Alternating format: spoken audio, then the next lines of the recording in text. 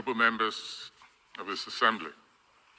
Time is short, thought much longer, the walk even longer. So very quickly, I should begin by thanking my companions for showing me the monument to slavery, which indicates that we've all been preoccupied with this unpalatable, unsavory phenomenon. Yeah, greetings and welcome back to the channel. If for the first time coming across my channel, please remember to subscribe. I did say in the first video that I was gonna bring a part 2 on this modern day slavery and what is happening in the world today, and how people are turning a blind eye to this new phenomenon of modern day slavery. So I want to bring you this video so that this brother was at the UN speaking, so we can sit down and take our time, listen to what he's saying. Before we go any further, let me say this: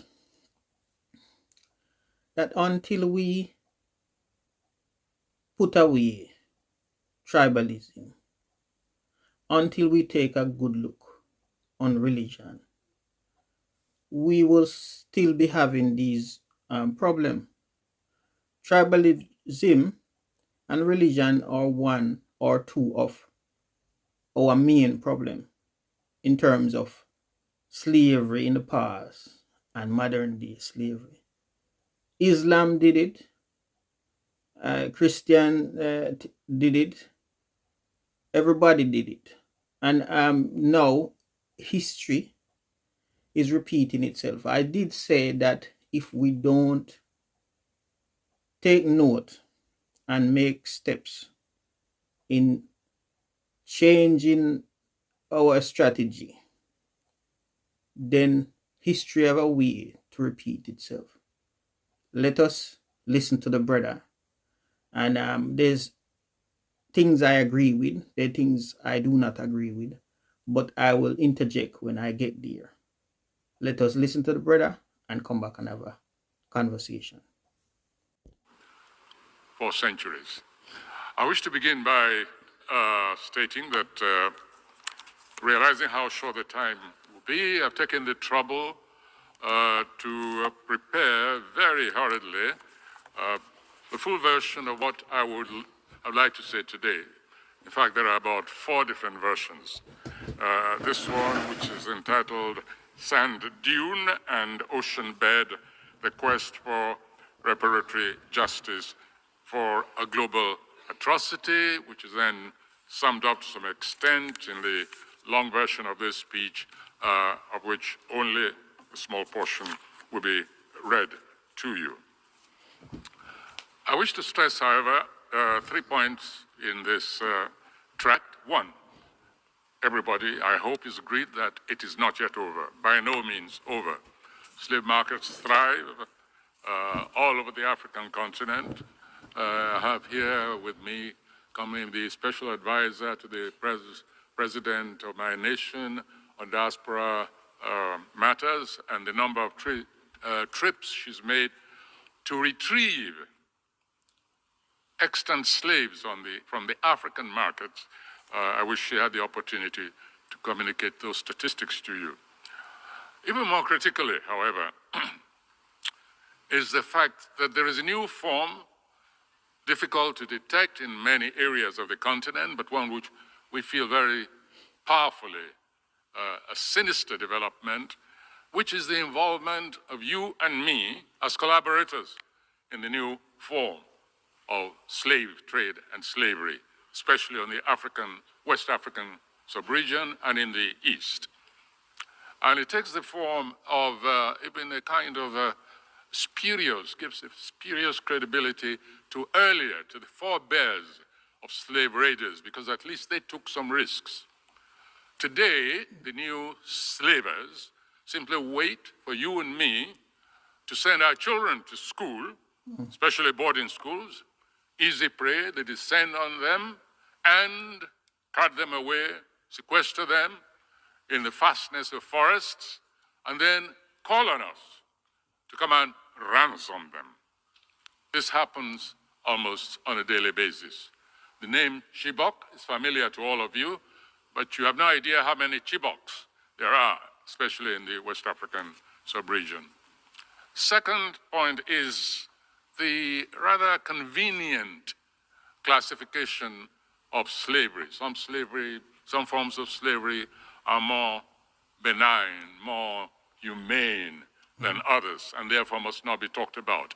Until we adopt a holistic, comprehensive, and egalitarian attitude to the phenomenon of slavery, I'm afraid it's going to be with us for a very long time. You know, the house slave versus the field slave, Indian Ocean slave, more benign than the Saharan, more sinister than the transatlantic. No, let us all agree that the phenomenon of slavery is contrary to humanity, and it has an egalitarian base. For the simple reason that the core of slavery is the robbery of human beings, races, communities, nations, of their right of volition. When they're owned by someone else, then there's a condition of slavery. Any human being owned by another is a slave, is enslaved. Very quickly, let me refer to a film, a recent, well, not so recent film, Django Unchained. I think that definition of slavery is captured by that moment when the actor DiCaprio takes one of his property by chain, squeezes her really cruelly and says, "This is my property. I can do with her what I like." Another episode was when this same character is prepared to forego, to lose some of his capital in the form of a fugitive slave by setting his bloodhounds to tear that slave to pieces, to indicate that, dead or alive, this thing, this object, even though it's walking on two legs, belongs to me. I can do what I like. And those forms of slavery still exist in many forms.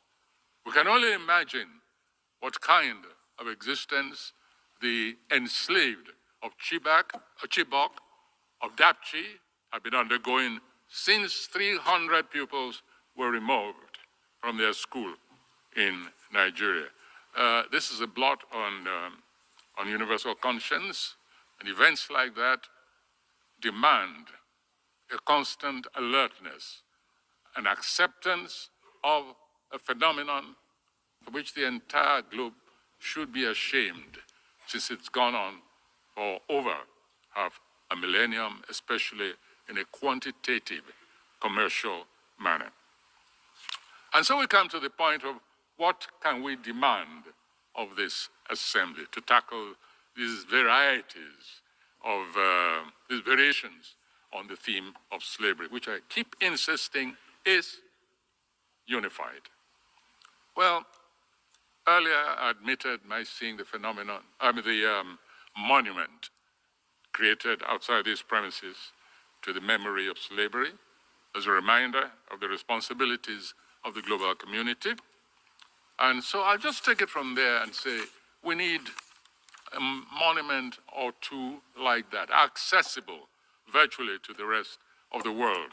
Hardly any part has not indulged in the slavery business.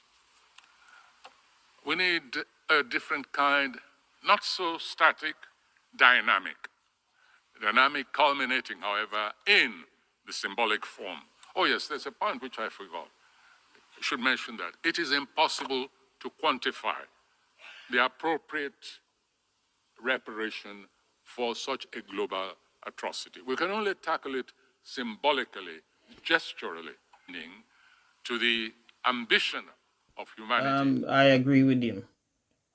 It is impossible to quantify. There's no amount that we could put on paper because, in my opinion, the number does not exist. It's so much. It's like the riches of Elon Musk. You'd have to take all of that and give to us, just using him as an example. So therefore, he's suggesting something. You can disagree or you can choose not to disagree, but it's good to hear him out. So let's hear him out. I should mention that it is impossible to quantify the appropriate reparation for such a global atrocity. We can only tackle it symbolically, gesturally, but propulsively also, so that it gives further meaning to the ambition of humanity to recover itself. So let's give up any idea of material reparations. Let's deal with it symbolically. And one of these ways, one of these symbolic... I don't think we should give up the idea of material. It should be included in the symbolic. Yeah. Activities we can engage in is to dynamize what already exists as static monuments to this global embarrassment. We call it the Heritage Voyage of Return. In visual terms, the concept is not too distant in orientation from those 19th and 20th century expositions, Berlin, London, Manchester, etc., in the West and other parts of the world. Expositions crammed full with the spoils of rape and pillage of others. This time, however, what is being proposed is a lived-in exposition as a moving remembrance monument, a transitional warehouse of a continent's past, present, and future, a vibrant statement on a continent's interrupted history. That's Africa, for avoidance of doubt.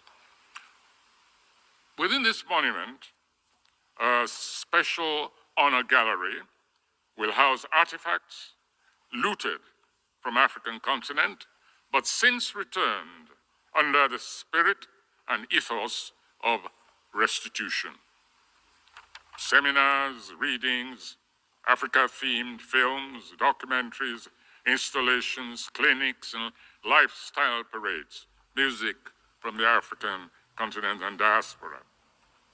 A unique library and manuscript collection, archaeological retrievals, an exhumed slave vessel. Pictures are there on the monument, for instance. The boat will take off when the diaspora make a call at representative ports of slavery connection, positive or negative, on its way to the West African coast and beyond, maybe around the Cape of Good Hope to the east, and so on. Primarily for descendants of the enslaved, it is also open to others, that is, others who are equally embroiled in the quest for a new humanity that embraces, not excludes, that is curious, not foreclosed, that still lays claim to conscience as a touchstone of the rational species.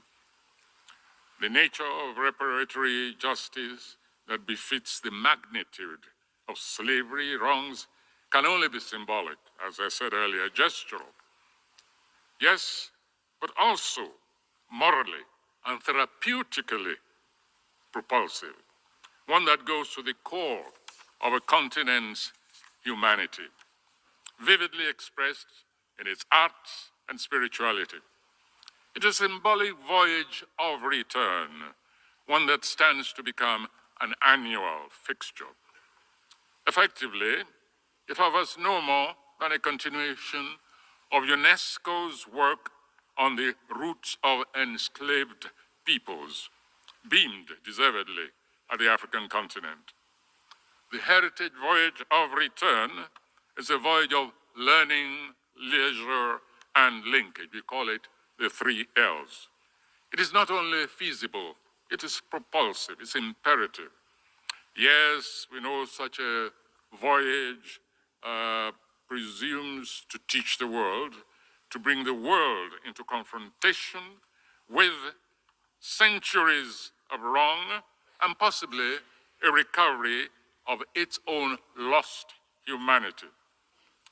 However, it is not designed, it's important, it's not designed to be a vessel of recriminations, but a floating vessel of peaceful options and neglected knowledge. Glorified tourism, perhaps, why not? But it is tourism with an attitude, as they say in this part of the world. This is a return, not just to a wronged continent, but a return of the world to its holistic potential, to what it can be, shorn of fixations, irrational concepts, embedded prejudice, lust for power and domination. It shall be manifested as a first furlong in a voyage towards, put simply, a reinsertion of human in that grossly depleted word, humanity. Thank you very much. And I would like to add, in my own words, the option of repatriation or resettlement are what people would call the right of return, to give that option to those who want to return and let them return and experience the returning of the captured ones. Thank you for watching. Please remember to like, share, and subscribe. I also want you to comment if this is something that you are interested in.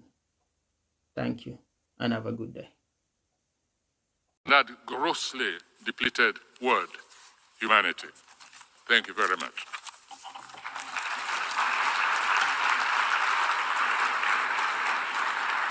I thank Mr. Soyinka. Adding to the thing, people are not subscribed. Please subscribe. And